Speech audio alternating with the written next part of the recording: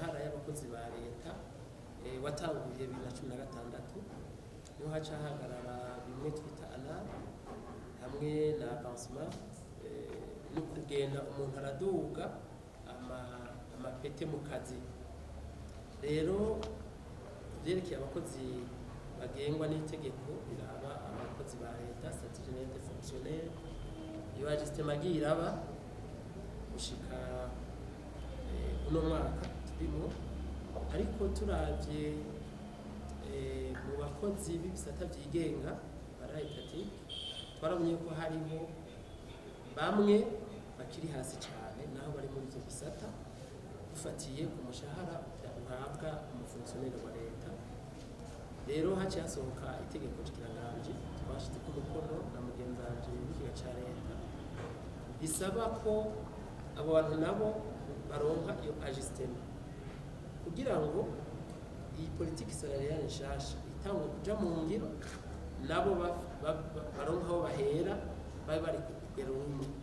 Rero uko bitegekanijwe nuko twebwe mu bushikiranganje bw'abakozi n'akazi igisata kiraba statut général des fonctionnaires twarahinyanyuye amategeko agenga abakozi bagengwa na statut général des fonctionnaires. Iyo tuvuze abakozi ba leta benshi baguma bumubona aba fonctionnaire ni twese n'abari muri paritative bahembwa ku mushahara wa leta.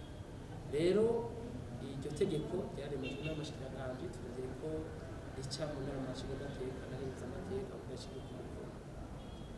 Twisubize rero politike nshasha igenga imishahara vere politike salariale. Vyumvikana ko haba mu butungane bazisunga kugira bahemba abakozi b'ubutungane iyi politike nshasha igenga imishahara. Bica bisaba rero ko bahinyanyura stati igenga abakozi bo mu gisata c'ubutungane bisunze iyi politike nshasha igenga imishahara ya leta.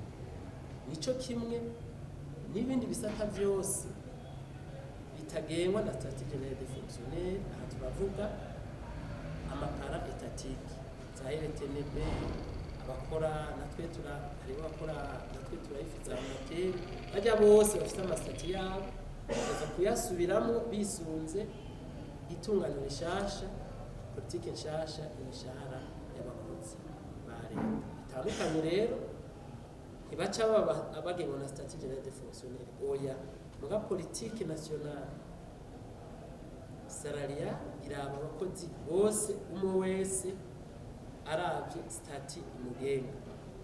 Anico gituma twatumiye abo bose n'abarongoye ivyo bisata vyigenga havuyemo urwego rw'umutekano w'igisirikare kuko nabivuze ivyabo bisanzwe